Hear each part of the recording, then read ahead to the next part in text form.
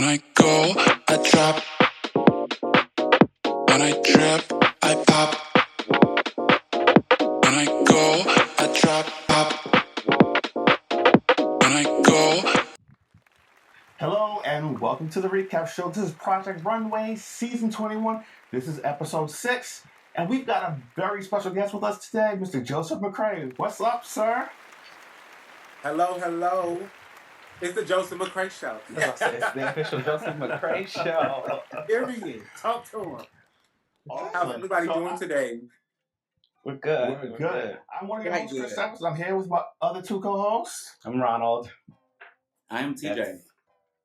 Absolutely. And this is the Joseph McRae Show. I love So, it. welcome This is to the Joseph recap show. McRae How are you today? Show X the conference call.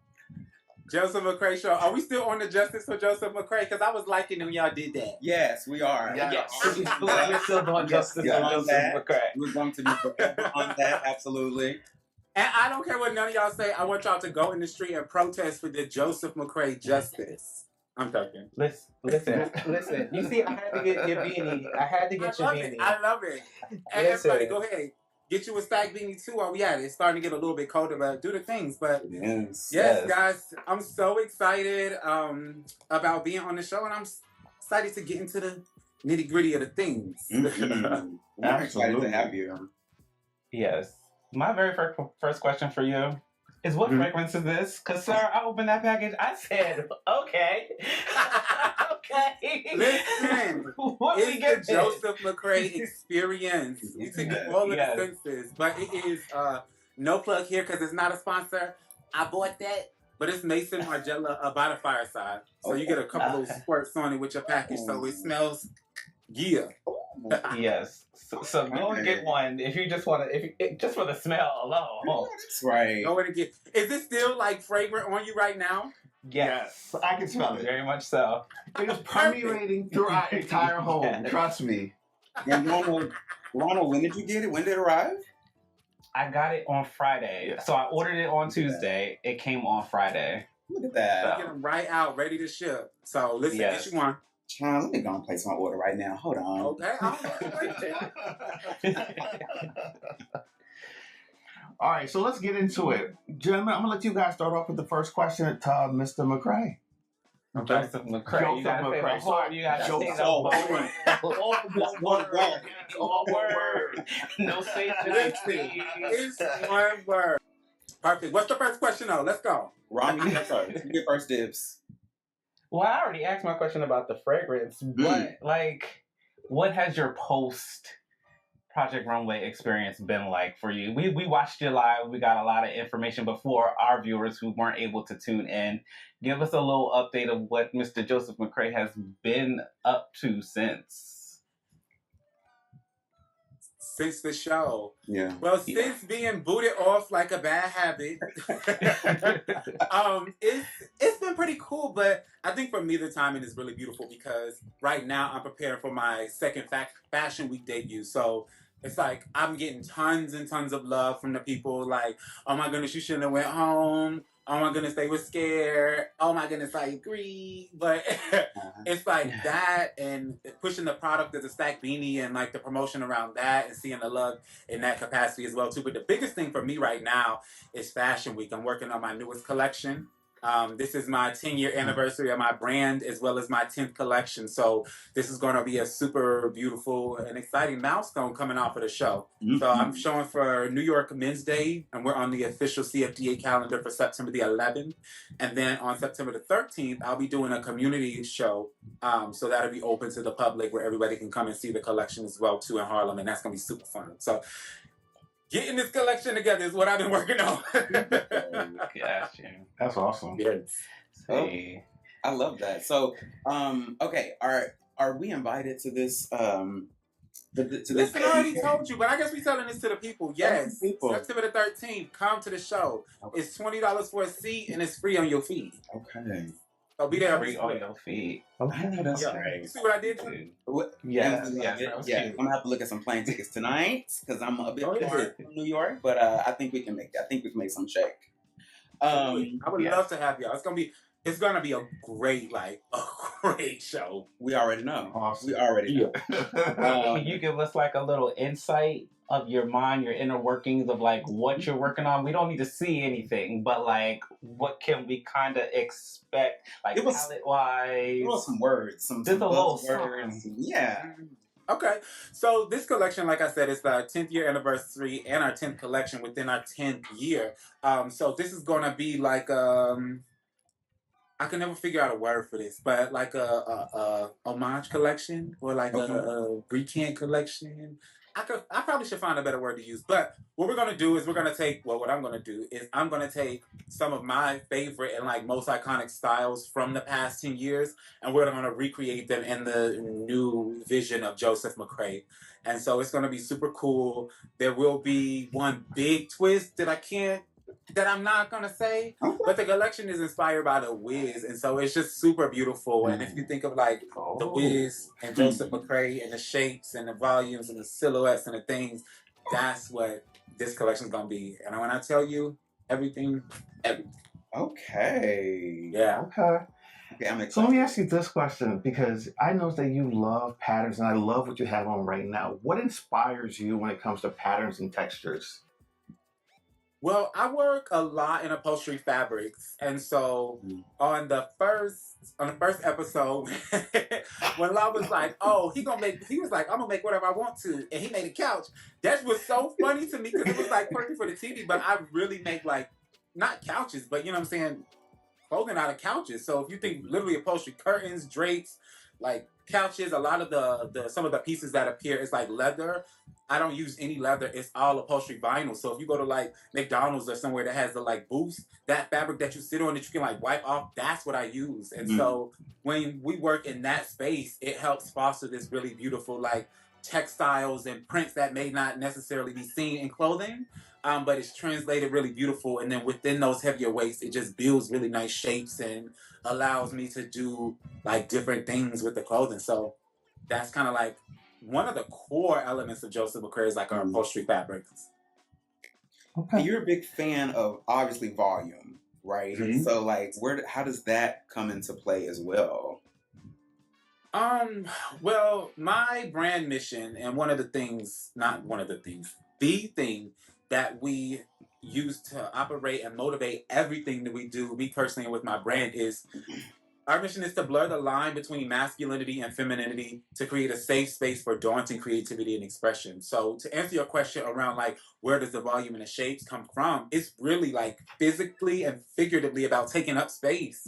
Because for me, for so long, one of the biggest battles that I had was like coming up as an African American male, and this dichotomy of like honoring my femininity, and it's just like not sexuality. It's like completely separate. Just how my femininity shows up within myself and how I am confident and use that to like exist in my truth and live authentically through myself. You know what I'm saying? Yeah. So within that, it's like right now that I have a platform and I have an opportunity to create and develop, I physically take up space that my younger self didn't feel comfortable doing. And like my younger self was afraid to be like bold and audacious and to be the Joseph McRae. But now that I have this platform, it's about actually taking up that space as well as being your boldest and your biggest self in like person as well too. So it's really cool. But then it's just I like the drama of all of it. Yeah. I I really wish that they would have kept you around long enough to have that arc in the show, because so many of us need that story to be told, especially on a platform like Project Runway. Yeah, it is a space for the more eccentric artistic audience, but at the same time there are so many people who are still watching it, especially young people who are watching it, who feel like they can't take up space. So I really wish we would have gotten that on the show. Yeah. And it's super crazy, not crazy because I get the editing thing and we can talk about that later, but I actually had a moment on the episode of the Unconventional Challenge when I got sent home, and it was just like I'm sitting there creating. I think I was gluing my crack vials and my safety pins onto the garment. Your crack pipes. Listen. But I'm sitting there, and mind you, the camera right in my face, and it was just a very authentic moment because I'm like looking, and as I'm just going and working, and I just started to get emotional, and I'm thinking to myself like, yo, like, I'm really right in this moment living little Joseph's wildest dreams. I'm really on Project Runway right now on this national platform, getting to show up authentically as me, Joseph McRae. You got to say the first with the last, and I don't give a fuck. You love it or hate it. I don't give a damn. But it's just like, I'm doing that. And it's just like, it was a super special moment. And especially with the the episode being in a science fair. You know, I'm an electrical engineer, so the technical background. And then I guess we might get into this later, but my look for that challenge, I wanted to do this like idea of this like bad schoolgirl, like this rebel schoolgirl, that girl that comes and she like cuts up her uniform and flip it inside out and do all the things and everybody like know that's her, and like people may love it or may hate it, but they like know that that's her and not to fuck with her. And it's just like, that's who I wanted to create, and that stood very much so for the little Joseph McRae that didn't feel comfortable in just being. And so I say all of that to say, when I was working, and this kind of where the story came from and built of like what the look ended up being, it was just a very special moment. And they captured that in camera, but didn't use it. And then also the name on the back of it, which people like not hate it, but people felt a certain type of way. That came from the same storyline, because we had our fitting, and my model, Jessica, beautiful. She's standing there, and I'm looking at her back, trying to like figure out the styling, and I'm just like, I just felt compelled, and I went to the, like, it was a whole clip that they got. I walked up to the back of her and I wrote "Love Joseph McRae" as like the salutation to the love letter that I did of this bad girl, and it's just like, everybody that ever made me feel uncomfortable or like not safe to be who I wanted to be, fuck you. And that's what that girl was. So for you to say that it wasn't unconventional enough, or to say I used the fabric, I don't give a damn, because at the end of the day, it's Joseph McRae. You're gonna love it or hate it, but you're gonna know whose it is. And that part. Yeah, sorry. I keep going on and on, so I'm gonna stop. No, I just want to say, so like I said, we watched your live, and you told the story of how you wrote the letter. And I'm so mad they did not show that in the show, because it would have made it would have made a lot more sense. Like, thinking back at it, and how people were like, oh, he branded his garment and all that stuff. I'm like, you can go down, you can see a black, Givenchy has like a dress, and their name is plastered down the center of it. Even like Fendi, like all of these, everybody has these pieces that has their name on it. So to give you such heat for that, I was like, Well, let me add on to that, because I'm gonna admit, I was one of those people that was critical about seeing it on the original, because I thought it was supposed to be like this blind challenge where La Roche was not supposed to know whose garment it was, and the fact that you had your name on it made you stand out. And I was just like, okay, well, I don't know if that was the best look, but I have to say, listening to the live and then you telling the story again right now, it totally makes sense, and I understand it. And I wish, we all know that this is created for TV, and the editing is done in such a way to create certain narratives. If your narrative would have been told, I think people would have understood, and you wouldn't have gotten the flack that you got at all from that. Well, listen, we would have still got the slack, because the designers were scared. Like, they knew what it was. The people just didn't know what it was. So I'm not like mad at that in that story. It did make me feel a certain way that it wasn't shown at all. And not to take away from anyone, but you know what I'm saying, BJ had her moment on there, and I love that she was able to tell. Well, I love that her story was able to be told in that purpose. But going back to what I was saying on the live with the strategy, I knew what it was. They showed, they had the Joseph McRae show, the first and the second episode. The third episode, when I killed that jumpsuit from beginning to end, I was only in there for a clip on the runway. They didn't even show my critique with Christian.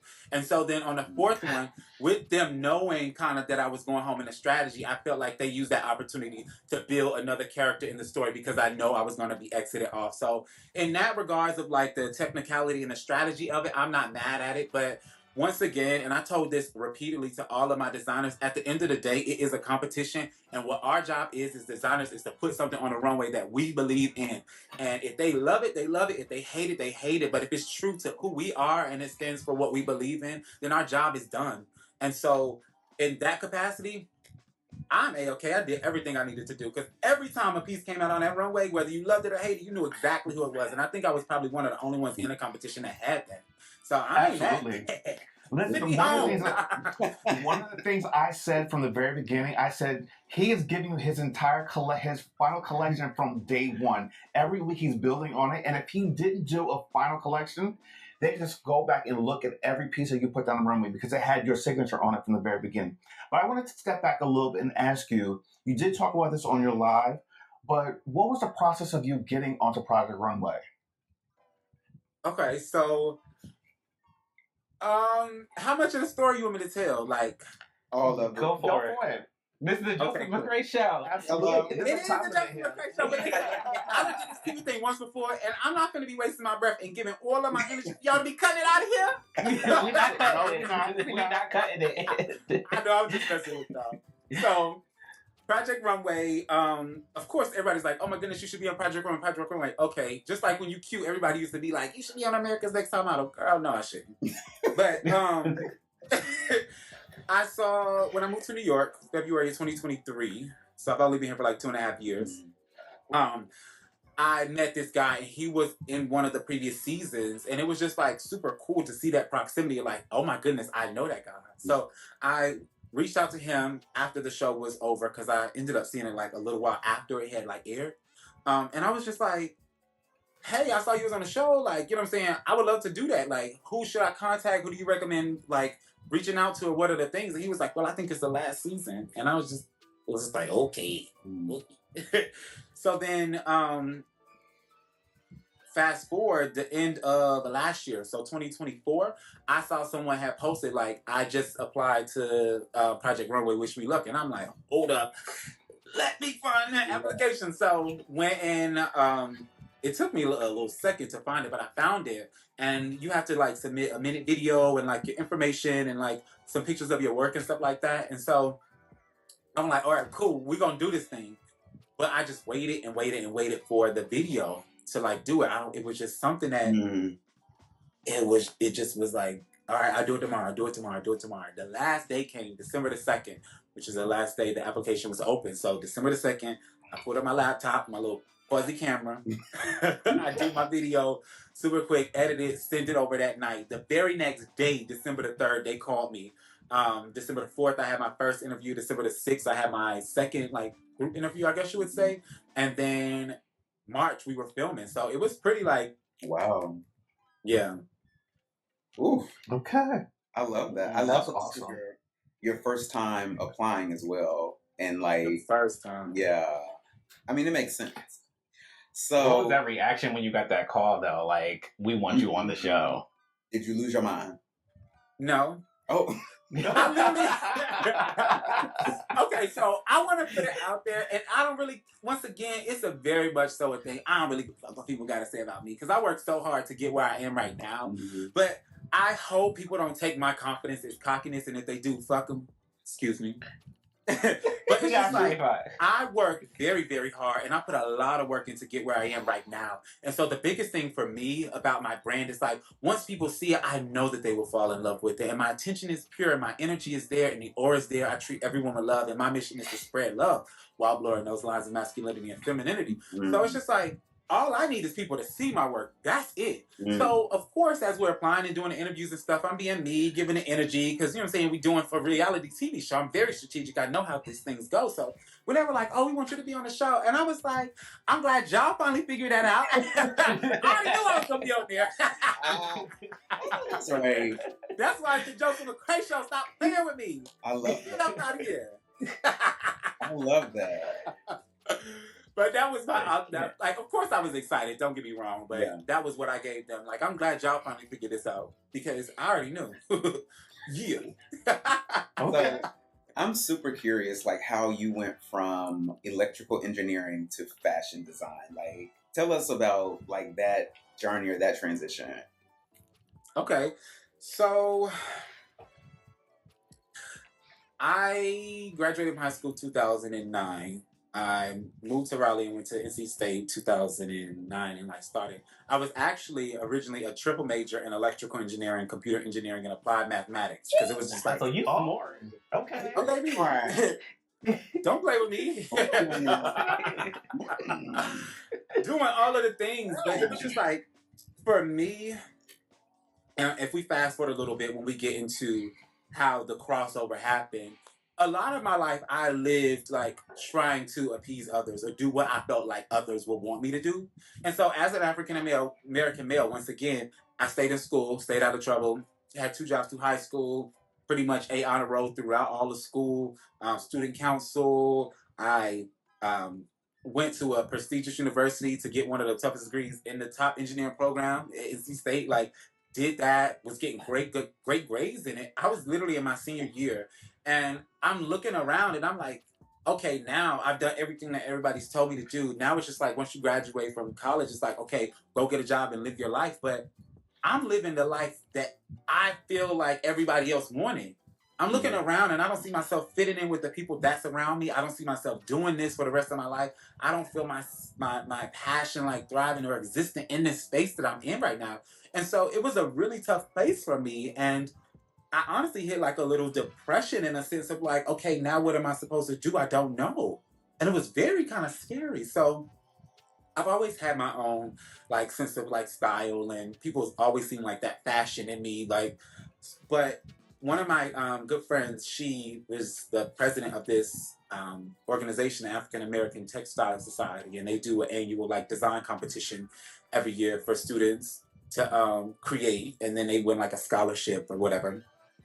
She was like, Joseph, you should do this. Like, you should do this collection for the competition. And I was just like, girl, I ain't never made no clothes from scratch. And mind you, this is back in 2015. Yeah. I never made anything from scratch. I used to take stuff from the thrift store and like alter it and tailor, I guess you would say upcycle, which is kind of like a craze now. I've been doing that since 2015. But I never did anything from like scratch. And so I was like, okay, it just came at the perfect opportune time for me to like try something different and not knowing how it would go or not knowing how it would come out, but just trying it. And I was like, all right, let's go. Yeah. And so I went to the thrift store and I got like a bunch of sheets and like comforters and shower curtains and all of that stuff. And to tie back to the last question of like the fabrics and stuff, I honestly think that's where the upholstery infiltration of Joseph McRae came from, was that original like collection of like kind of just working off of stuff that was readily available to me. And then it kind of developed it because I am self-taught. So as I'm working and creating over these years, it's fostered and bloomed into a beautiful thing of me kind of figuring out stuff. But I did that, got all those sheets and stuff, and I made my first collection. And I entered it into the competition, and I won first place. I was the only person in the competition that wasn't in the College of Design or Textiles, and I took that crown home. And so from that moment, it was just like, yo, this is my thing. I cranked out a 22 look collection in 2 months. And to this day, those looks eat down. I mean, I could pull the collection out now and it still be current. That collection is entitled Tribeca Hayes. I want y'all to go to my website, www.josephmcrae.com. And after you get your stack beanie, then you could go to my collections and check out the collection because it's so, like, to this day, that collection eats down. And so from that moment on, it was just like, I know this is my thing. This is it. And then we just kept going.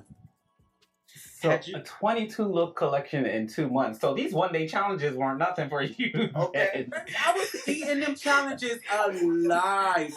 And it was like, it's so funny, not funny. I'm glad you asked that because me being a self-taught designer, my process is different like than everybody else's. And I don't want to be like, oh, I'm self-taught.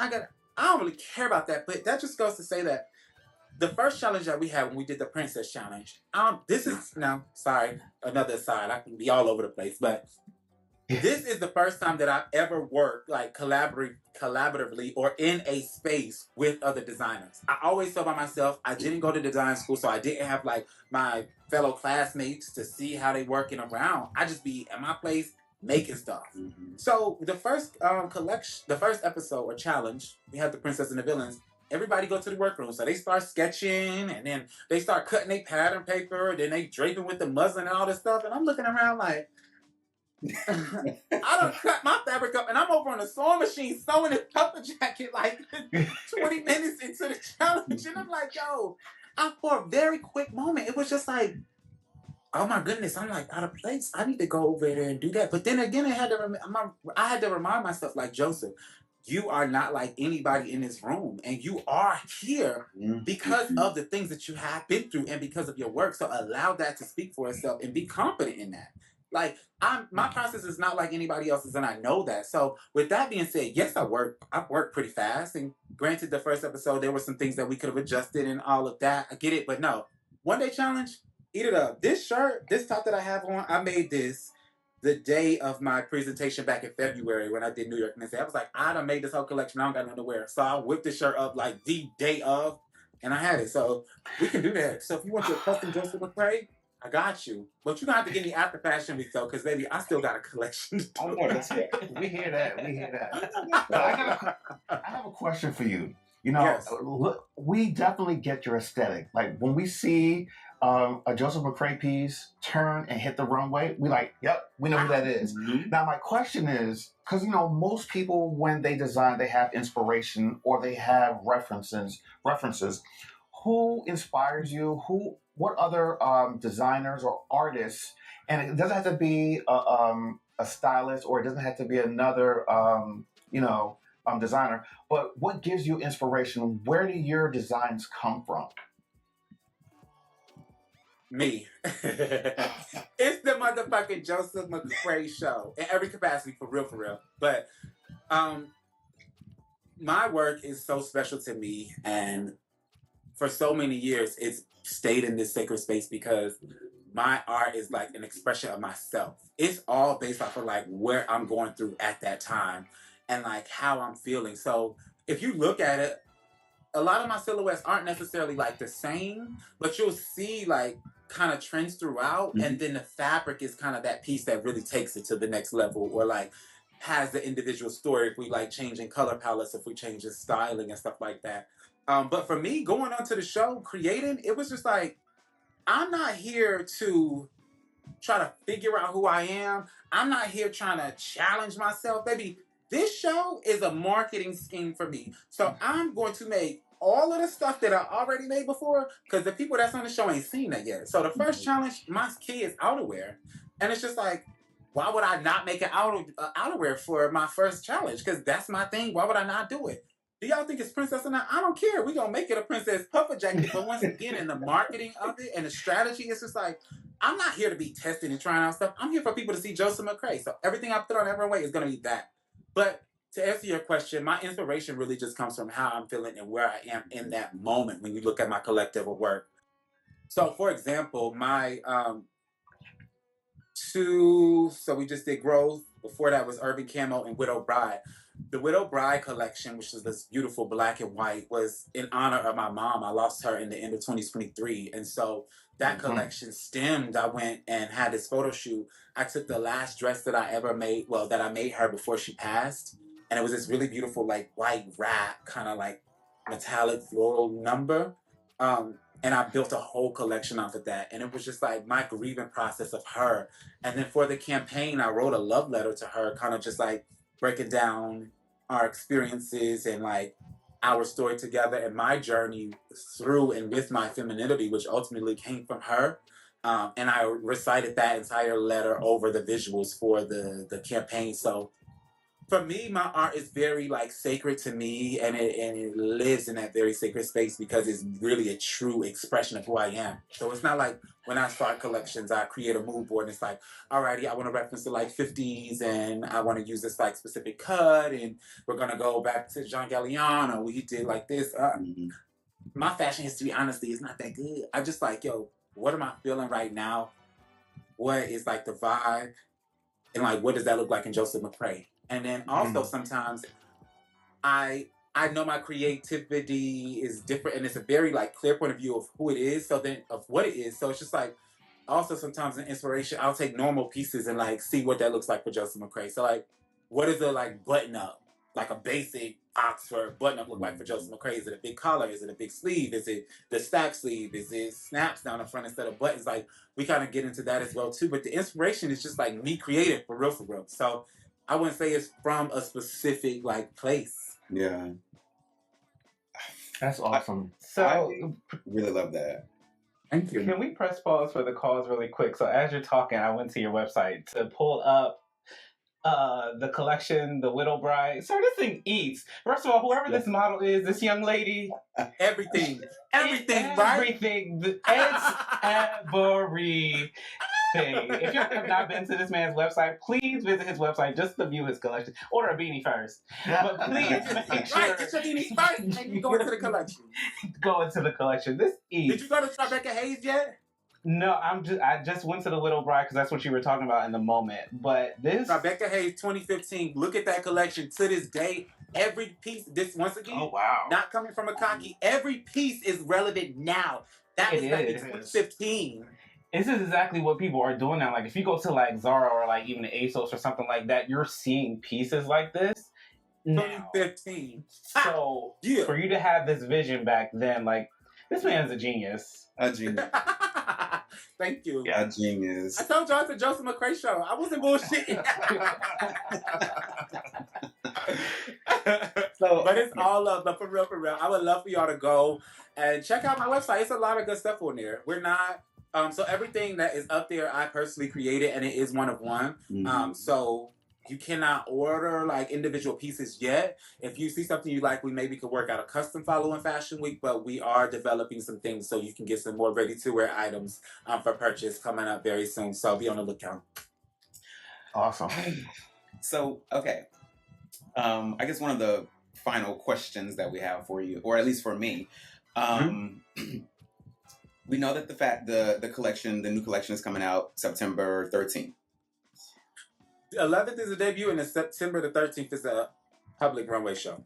So, what's the big vision for Joseph McRae as a brand? Like, what is the goal? What's the vision? What's the dream for you and your brand? I'm so curious to know that. What's the vision? Joseph McRae is expandable, but with this being such a special part of me, I'm just very intentional that the message is not lost, the intention is not lost, and everything that I do, I create space to spread love. So, as we're looking in the imminent future and developing, of course, like I said, I want to get some more ready-to-wear pieces to expand. Eventually, we'll get like a Joseph McRae house and atelier, so you can come and see the clothing in person, try it on, expand that. You could purchase, and then we will extend to different like facets of like what Joseph McRae looks like. So it's more and more and more and more to come. And for anybody looking at this, if you want to invest in a vision, hit me up. JTM@JosephMcRae.com. Period. So, Yeah. but it's a thing. It's a world. It's an experience. It's the touch. It's the feel. It's the smell. It's the taste, and what that looks like in all aspects of life, not just clothing. Because I'm more than a clothing designer. I'm a creator. So we got a lot of stuff coming for y'all. Absolutely. So here's the final question before we move into the recap of this past week's show. You know, you've had such a great presence on Project Runway. What has the reaction been in regards to social media and your following on social media? Okay, that was kind of a long question. Read it to me again. What has been the reaction with people on social media? And, you know, have you seen growth on it from being on the show? Absolutely. Since the show. Absolutely. The people are flocking. A lot of people are kind of upset about, oh my goodness, you shouldn't have went home. Oh my goodness, they were scared. Oh my goodness, this. And I'm like, thank you. I'm so sad. Y'all go buy a stack meeting to make me feel better. But no, Great marketing. Okay. But for real now.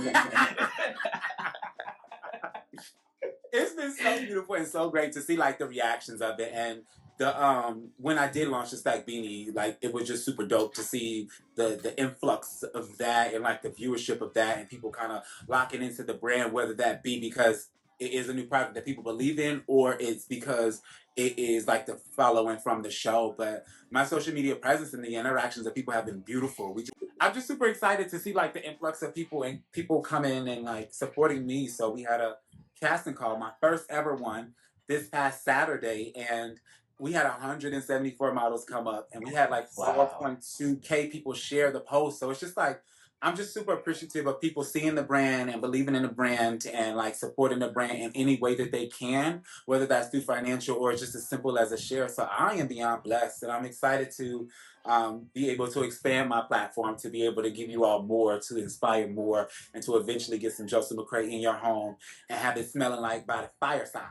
That's Yes, right. yes. Yeah. Because listen, We love it. We love it. We love it. I Thank will you. say for me and probably for a lot of other people, we believe in you. Like, Mhm. so to support you, like your brand, everything, it took nothing for me to order a beanie because I'm like, you know what, I Yeah. want one of them. But even more than wanting the beanie itself, I want to see you succeed. Like a lot of us want to see the Joseph McRae show from here until whenever you decide to turn the tube off. Absolutely. Yeah. Absolutely. Thank you. Okay, sorry. I do have one final question before we go into Keep going. Stop saying it's the final. Ask me another question. I'm going to turn the show on and get into the look. Okay, I got you. What's your zodiac sign? And there is a wrong answer. No, it's not. There is a wrong answer. What's your My zodiac? zodiac sign is what it is, but Sagittarius. Okay, that's why. Okay. That makes sense. Okay, that You makes sense. said two Hold on, Scorpions what does over that make here. sense? I don't know nothing about them signs. I have my best friend is a Sagittarius as well, so that makes a lot of sense. Okay. Yeah. So that was one of the right answers. So yeah. Well, can we get into these looks? Do you mind sticking around and going over these looks from this past episode? This week's episode was Hit the Streets, and of course, before we get into these new looks from this week's episode, Miss Madeline went home. She was one of my favorites, this Little House on the Prairie. But you know what, Joseph, I want to know your take because she Joseph fought McRae. really hard for you. Joseph Joseph McRae. McRae, sorry. My apologies. My apologies. I am not haiku or La Rouge. Okay. What's your take on her? Because she fought really hard for you. She did. I love Madeline Down. That was my little like Snow White.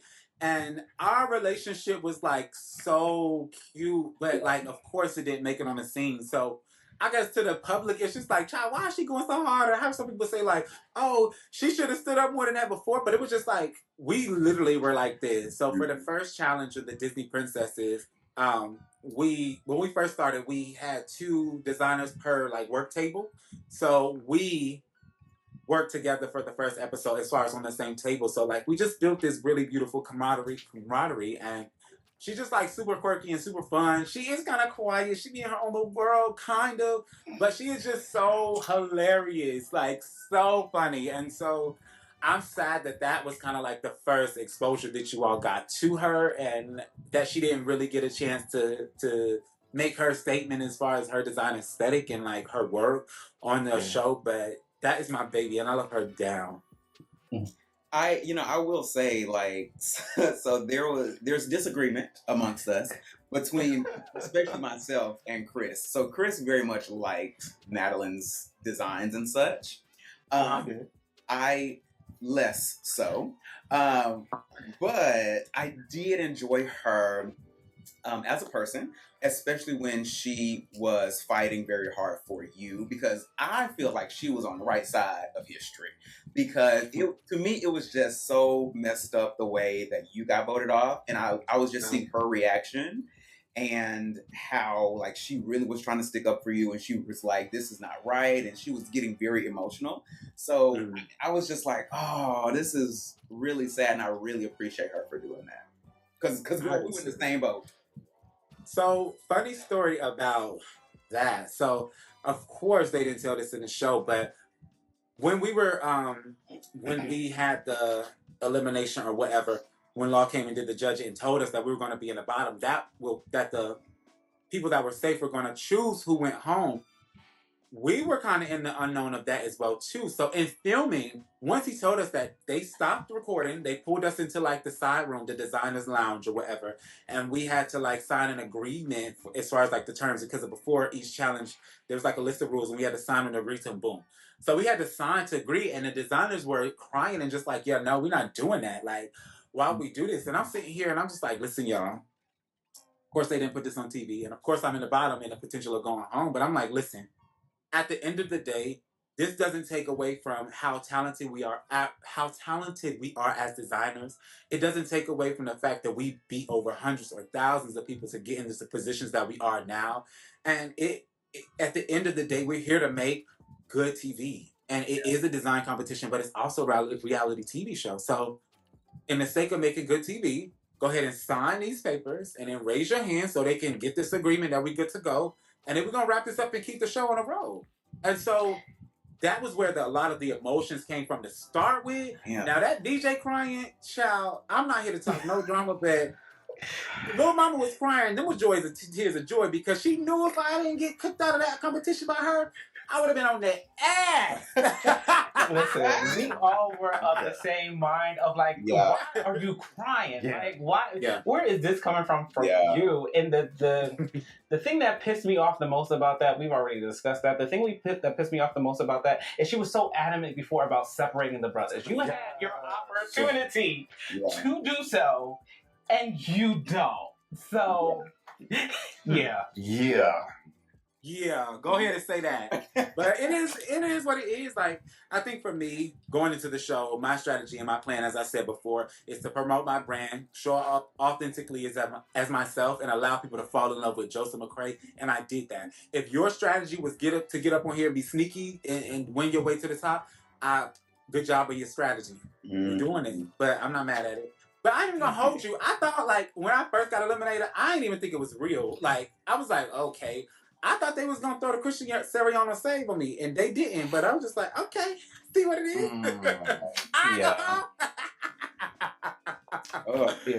Yeah. We have our thoughts. We have our thoughts. Well, let's get into these looks now. Let's go. All right. So first up, we have Antonio's look. This is, what was the name of this challenge? Hit the streets. The streetwear. Yeah. All right. First up, Antonio. Here we go.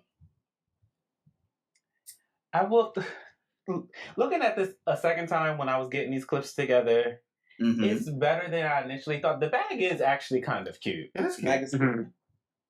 The bag is cute. I love the texture and the pattern of it. And as much as I hate to admit that this was a great look.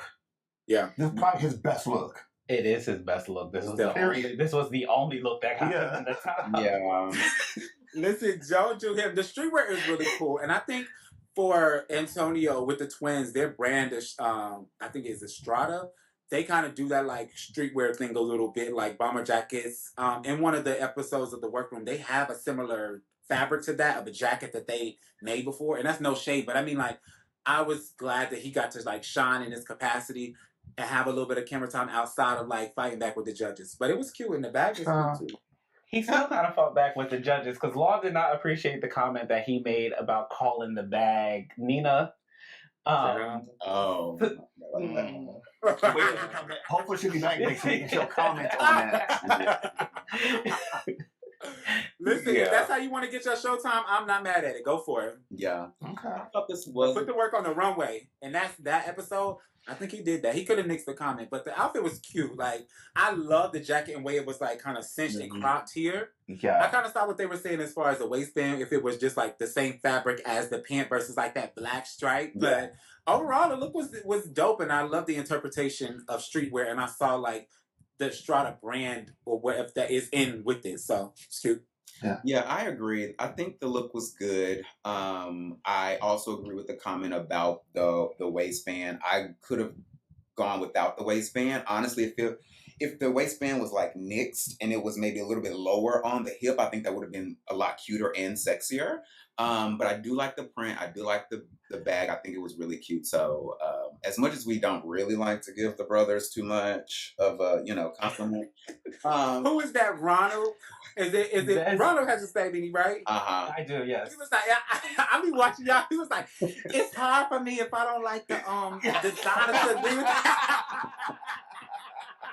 It's hard for me to separate the art from the artist when it comes to certain people. Yeah. And he is unfortunately one of those people, but I can give him his kudos for this this look. Yeah. Child. It's VJ for you that you can't. It's definitely BJ. Yeah. BJ's the mean girl. BJ is getting the villain edit. I think that's what the problem is. She's definitely getting the villain It's edit. getting mistress edit. Nah. All right. Moving on to Melania. Melania, she had the polka dot sequence. Yes. Yes. Love that look. I love that look so much. And I think that reads so true to Melania. And I think was it the episode last week, she was saying that she wanted to have the opportunity to figure out her design voice, and I felt like she found it because even looking at her and knowing her through the challenges before and how she presented, this was such a top hitter. Even though she got another win with the Born to Brilliant and the Great Bull, this fire, go Melania, head to toe, love. Yes. I loved this look from when she walked out on the runway. I even loved it when she was in the workroom and Christian was talking to her and encouraging her. I thought it was a good look. And for me, what really solidified her as a silent killer is that this is her second win. And, to be in the bottom, to be in the top, then go on the bottom and then come right back to the top, that shows character and strength. This girl, you need to watch out for her because she might just win it all. Come on now. I think she might be my second favorite. Obviously, the first one is right here. Yes. I think she might be my second favorite. Now, I am curious to know because she originally, they were long pants, right? And then she cut them. Because I remember when Christian came in and talked to her, she was about to cut them and he was like, "You're going to cut these?" I'm curious to know what they would have looked like just as long pants. I think they were the length that she has them now, and she was going to cut them to a Bermuda. I feel like they were already at that medium length. Oh, okay. Well, I'm kind of glad that she did. From what I remember, I could be wrong, but no, that's good, what baby, happened. good job, because that was it. That culotte kind of gaucho was looking with a cargo pocket. Come on now. Yeah, I think my favorite piece was honestly the turban or the wrap. I thought that was really, really cute as well. So very good, Melania. All right, moving on. Yeah, I agree with what Law said though. With Melania, with the storyline. Yeah, hold on, he's on Ethan's look now, but to go back to Melania just for a quick second. Okay. Yeah. If she were to have just come out and said this is me, this is how I would dress, this is what I want to do, I get that, but I didn't understand Law digging into her about, I hate that story. That pissed me off too. Well, I think with Law, sorry. Yes. Yeah, go ahead. I feel like with Law, it's been a consistency within that though, because if you think of his perspective, and all of the judges are there for their own reason to have their own perspectives of their different views. He's a stylist, so his whole thing is about the storytelling of it. So with him not liking the boost from Antonio's unconventional materials challenge, he has to give that feedback on it. Even when it was the second episode where Alex had the sweatsuit from the Kalia Byrne, the athleisure challenge, and the sweatsuit, the sweatpants, and then she had the corset that said something about the sauna. He was like, "Yo, I'm not digging the story." And even with mine, where he was just like, "I feel like you gave all these things for this to make this ensemble, and it wasn't it." With Law, the story is very much a big thing, and it's just what is the actual intention behind it? Or are you trying to just butter this up to me? So I understand where he was coming from in that regard. Did I feel like she needed that much sanction? No, but I respect him in the regard of giving that, because it's just if you're going to tell a story, whether that's with a collection or a look, just make sure it's clear and finite, and then that could presume you. So hopefully she didn't take that as a dig, and when it comes to the next time, maybe she can be more precise with what the story is. So from that perspective, I didn't mind it that much. And this is why you're here. I honestly, and this is probably in part because you were actually on the show, but I do love how you have this ability to see both or all sides of things, because me, on the other hand, I'm like, get up off my girl. Do not talk to my girl this way. I like the fact that you can honestly see both sides of every kind of argument. So I appreciate that for sure. And I think for me too, when we talk about strategy and stuff, and this is the thing that kind of irks me a little bit with the twins of when you're getting praises, all is well, but when you get the critiques, it's you can't handle it, because at the end of the day, we are here creating for people that have a tenure in this industry, that have been here, that are sitting and living in the room that we're trying to get in. So why would we not take heed to their advice and to their critiques? Now, is it to say that we always have to go with everything they say? No, but it is our jobs to be students here to help develop and build and to fine tune our brands. And that's what the show is about. So it's just like you have to be able to take that criticism but not allow it to break you. Because at the end of the day, that's what the competition is about. Absolutely. And you hinted on something that we're going to talk about when we get to a certain older individual in the competition. But we'll get to that. I'm talking about Joan. We'll get to it, though. Let's get into Ethan. Yeah, let's do Ethan again. All right, here we go. The Streetwalker. Let me tell you something. I think when I saw this come out, I was like, this is the winner. This is the winner for this week. I was actually shocked that he was only safe. This was badass. He ate that. I agree. This was a really good look. Struggled, obviously. Ethan struggled in the creation of it. He had a breakdown of it. But it was really interesting. It's fresh. It's unique. Everyone was really concerned that it was going to be evening. I will say once again, I don't know if that coat was needed. Because I didn't even really get to see much of that coat, honestly. And I think it was because it was all black. So I was like, I think I like the coat, but I would have kind of liked to see it separately. Because you had a lot going on in this look, obviously. You have the top, and then you have the pants, and it had these things coming up at the top, and then it had the splits down both legs. It was a lot going on with this look, so I do not know if the coat was needed, but this was a really good look, and I like the way that it was executed because there was concern at first, but this was yeah. I'm glad he stuck to his guns because he was going to pivot and do like a skirt or something he was saying, but I'm glad he stuck to like really getting those pants executed. It was, I don't understand how it was just safe either. Well, here's Heidi's comment was like, he did this in a day? Yeah. And like, when you look at that, that was crazy to me. Yeah. That he was able to pull that off in one day. That's why he was breaking down, child.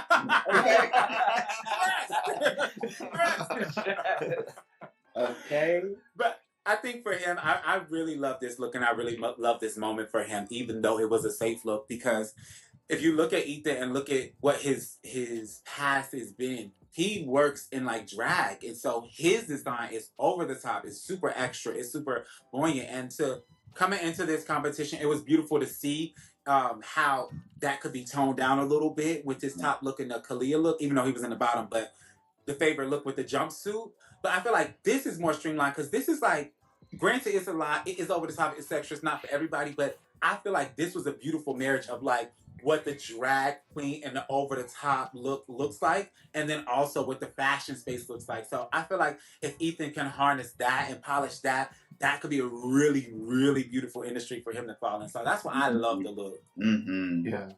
I think the one thing that Ethan's getting out of this experience is that he's learning how to edit himself and to take the constructive criticism that he's getting in the workroom from Law and from Christian and editing down to get on the runway. And it's evident every single time he does it. You know, he had that one misstep on, I think it was episode 3, where he was the team leader. And, you know, it was just bad. But, you know, he's learning. And I think that he's someone also to recommend. He's like one of my top favorites. I love him from Drag Race, and I love him here on Project Runway. Mm-hmm.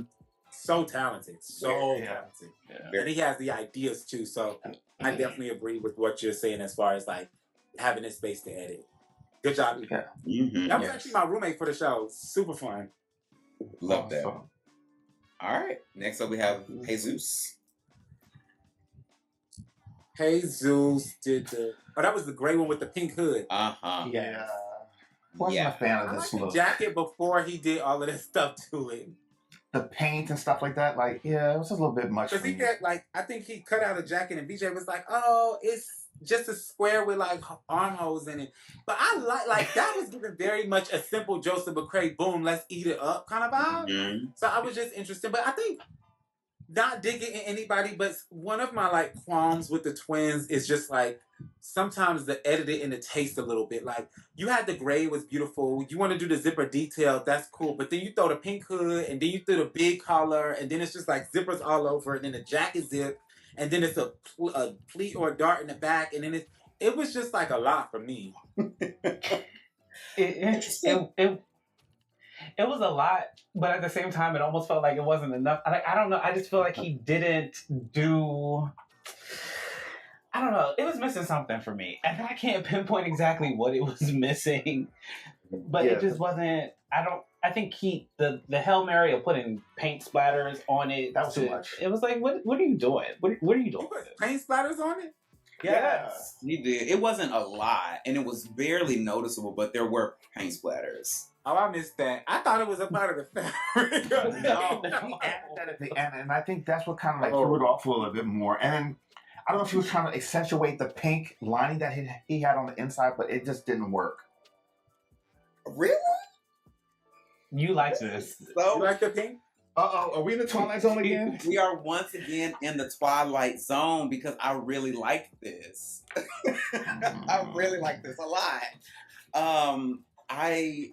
That coat. I was like, I want that coat. I like that coat. Give me that coat. I like this. We've never seen a top like this. I like the skirt.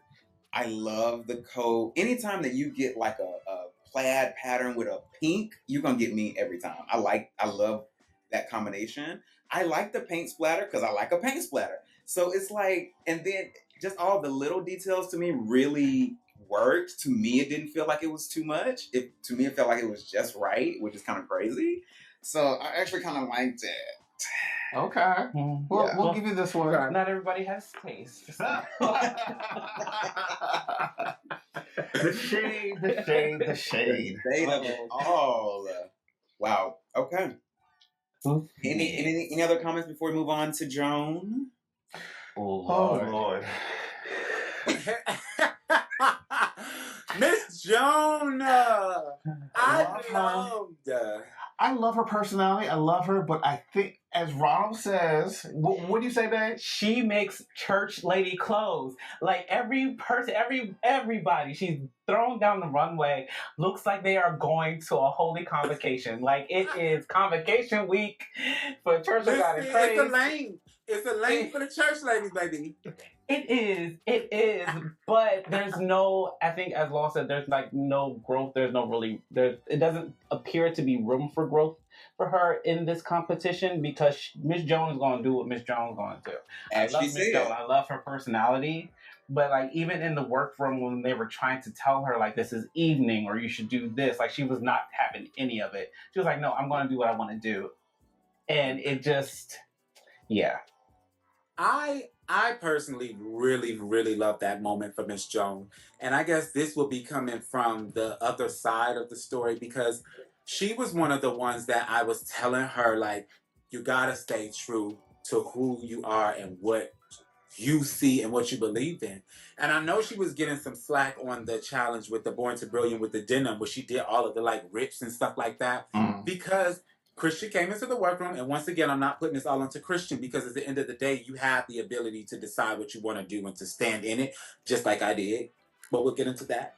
But it was just like, for her, it was just like, okay, they said we got to do this fringe, so we're going to do this fringe. But I'm asking her, I was like, do you believe in that fringe? Do you like that fringe? Do you want to do that fringe? It's like, well, I'm going to be a team player. I'm going to do it. But I think for this go round to see that moment where it's just like, okay, I like this. I'm going to do what I want to do. Okay, y'all got it. I love that for her. Because like I said before, at the end of the day, you were brought on this show for a reason, whether they like something or they thought it was a gimmick or whatever. But your job is to put something down the runway that you believe in. And if they feel like it's not right for this, well, then that's one thing. Versus you putting some up on the runway, the denim, and going home for that. And I was just like, okay, like, dang, I didn't want to do that anyway. If you love that look and that little cool Tiana Taylor hat with the matching print on, and you want to keep that collar, you better put that hat and that jacket on that runway and eat it down and tell your story with it. Because she said it was like the streetwear back in the Harlem days, and I saw that. If you think of like the dandyism reference, once again, I love that for Miss Jones. Now, is everybody going to like the look? It ain't supposed to be for everybody, but for her, I love that she stood true to herself and stood in what she believed, and I feel like it was a beautiful representation of her. And so that's what I think Now, about that. I agree with you wholeheartedly on being able to stand up for yourself. But where I'm going to disagree a little bit is the fact that it's not just one person making a comment. Christian came in the room and said something to her saying, hey, maybe you want to like tone it back. It's not really street enough. And then when her model came, when your model says to you, I can just chill evening, it's not street enough. And then everyone else was even commenting. Who was it that came over? One of them twins. And granted, Yeah. I don't care for their comments. I don't care for them really. Yeah. But the fact that they were like, we're just trying to give you another point of view, and it's a little too much. And she's just like, no, we're going to go back up to my workstation. We're going to keep doing this thing. Yep. Go, Miss Jones. I think that she could have said, all right, you know what? Let me just listen to what these people are saying.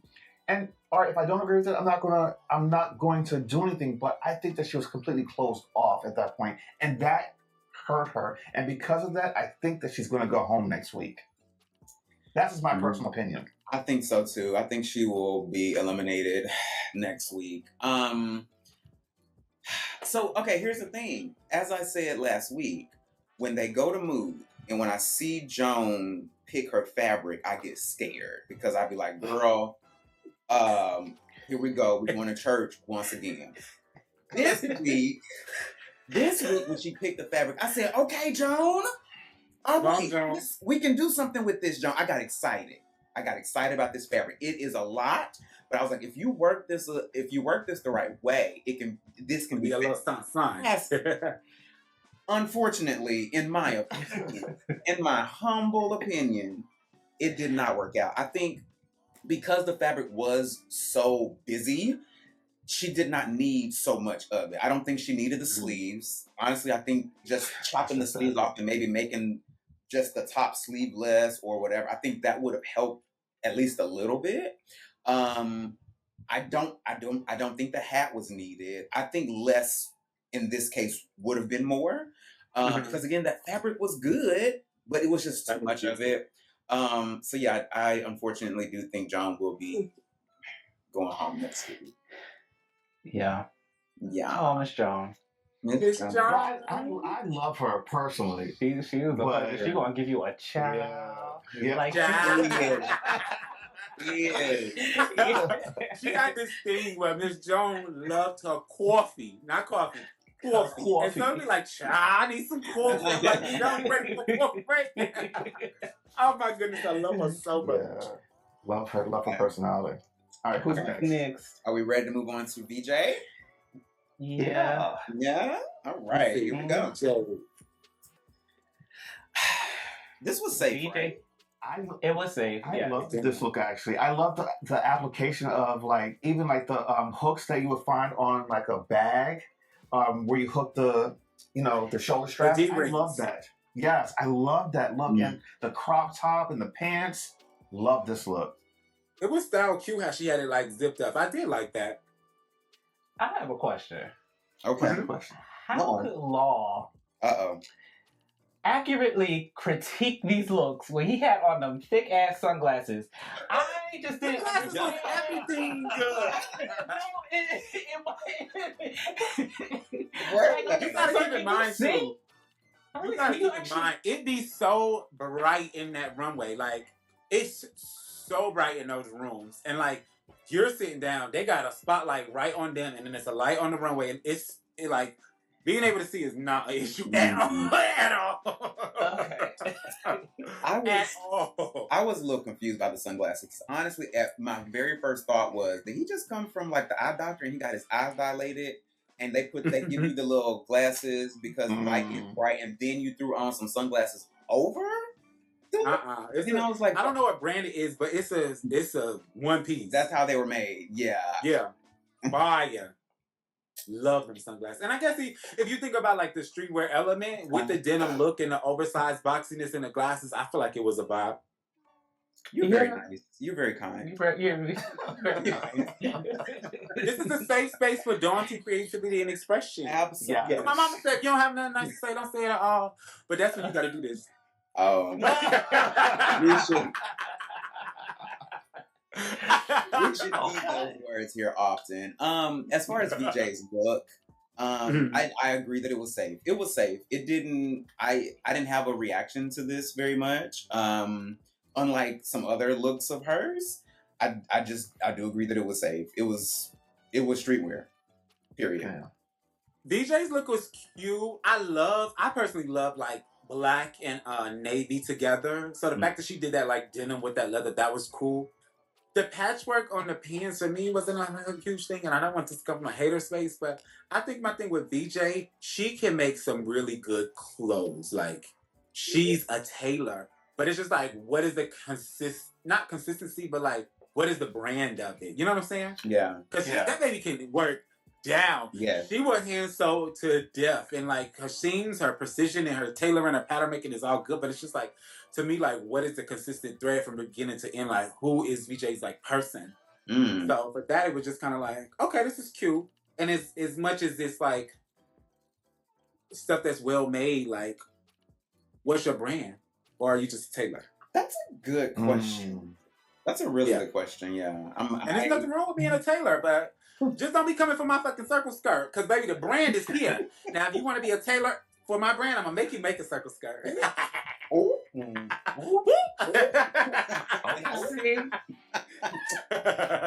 But no, the look was cute. The D-rings were really cool, and the denim and the black, I love that aspect of it. Okay. Yeah, are you ready for the last? Yes, go ahead. Give us the last look. Last, we have Yuchin. Yuchin! No! I feel so bad for him this episode. This was his challenge to lose, and he lost it. But I think that's what messed him up.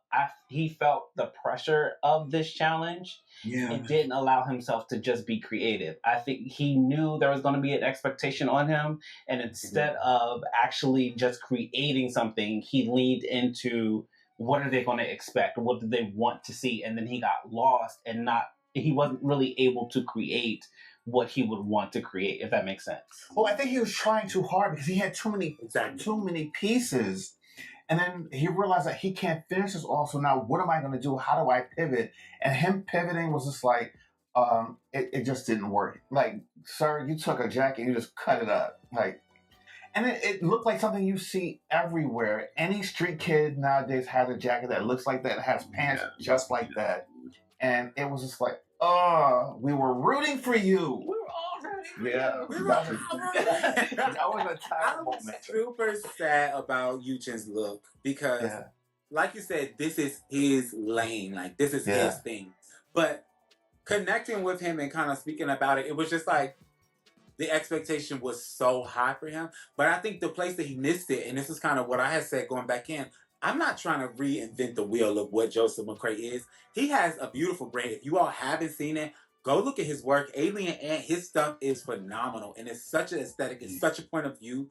But I think for this, instead of just creating something that he's already done, and not to be like a cop-out, but you're a streetwear designer, you have a brand, why don't you just make something for your brand and put it on there? Even in the comments, they were just like, what you have on, I like your top, I like your pants, I made this, like, you know what I'm saying? I feel like that aspect is lost in this challenge because with him, he tried to reinvent the wheel or try to push himself instead of just promoting what he already has. And so that just made me sad because he could have whipped up. In his promotion shots, he has this blue and white like Oxford shirt, but it has these detachable like panels on it in different colors that you can take off and put it on like the pants, and it has this really cool collar and then like his emblem. I'm like, yo, you really could have recreated that and that would have been that. Whip that up, you already probably got the pattern for it and be done with it, but him trying to challenge himself and push him out of the norm, I think it was just too far. So that makes me really sad because I know his work is fire, especially streetwear. Yeah, I think that you hit it on the head. Like, to try to do something different in a one-day challenge was not the move. If he had a couple of days, I would have said, all right, go for it. But these one-day challenges, man, they're a beast. And unfortunately, he missed the mark on this one. So another thing too, and I guess this would be more that's one of those things that's kind of not necessarily thought about, but one of the challenging things with these one-day challenges, and mind you, we've only done one-day challenges up until now, is that you never really get the opportunity to step back from your work. You're in the workroom from like 16, well, the one-day challenges are usually 16 hours of work hours, and they're usually like 14 hours in one day, and you get like 2 or 3 the following day to like do final touches, get your final fitting for your model, hair and makeup is included, and then get to the runway. So in that capacity, and this kind of goes to where the breakdown with Ethan had, you're seeing something in your face and you're going back and forth with it, trying to figure it out and doing it and doing it and doing it. You never get that moment to just stop, go home, take a rest, and then come back with fresh eyes to be able to edit. And that is like one of the biggest things as well too when you think about like creating in these times. So it's definitely a moment where he kind of got just lost in the sauce of it and didn't have that eye to like be able to refresh and like edit and like re-edit in that moment. But it was super sad because I know you can make some fire streetwear. Yeah. Well, I don't, against Joan, I do not think he's going to be going home. Considering if we're thinking about like track record, he has won. He's won one challenge. Joan, unfortunately, has not won any. I do not think he will be kicked off next week. I do think it'll be Joan. Yeah, this was unfortunate. This wasn't was this his original creation? Because I remember him doing like it was going to be a hoodie, but it was going to be like something like bug-eyed, and it was going to be like he was making an alien hoodie for his brand, but that didn't quite work out, did it?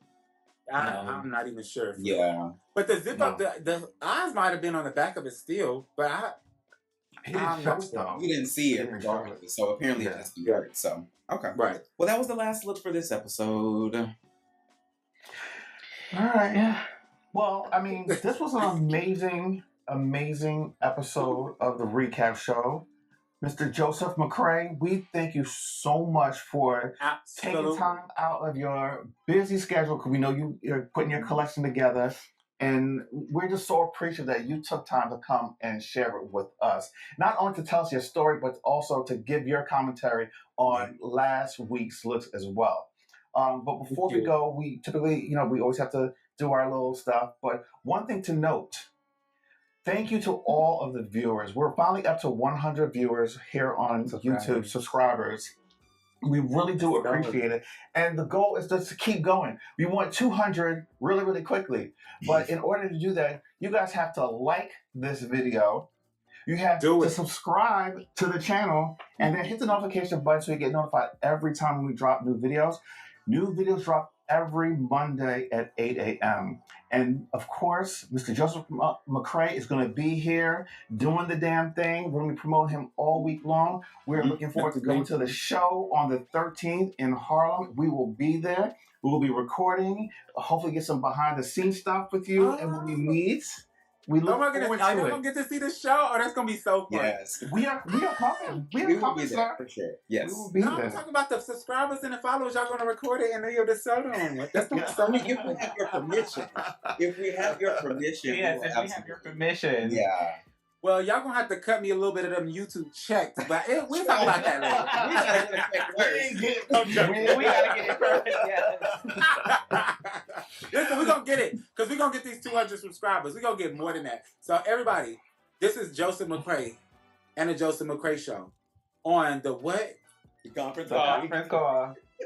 Say it again. The conference call recap show. So go like, subscribe, and share, and show it to all of your friends so y'all can get all of the juicy beats and stuff. Yes. And go get your stacked beanie. Make sure y'all visit Mr. Joseph McRae's website. All from YouTube to Instagram to all of his socials to his website. Support. We will have all those links in our descriptions below. So definitely go and check out everything he's got going on. Any final thoughts before we let you go, Joseph McRae? I think y'all hit it on. Get you a stack beanie. Follow me on Instagram. That's kind of like my main platform. We're on TikTok as well too. We got a little YouTube channel with some old collections there. You'll get all the links below. But if you don't got social media, baby, Google me. I know that's right. That's the Joseph McRae Show. Get your stack beanie, and I will see y'all on the 13th of September. Yes. Awesome. All right, guys. So until next week, deuces. Later. When I go, I drop. When I trip, I pop. When I go, I drop.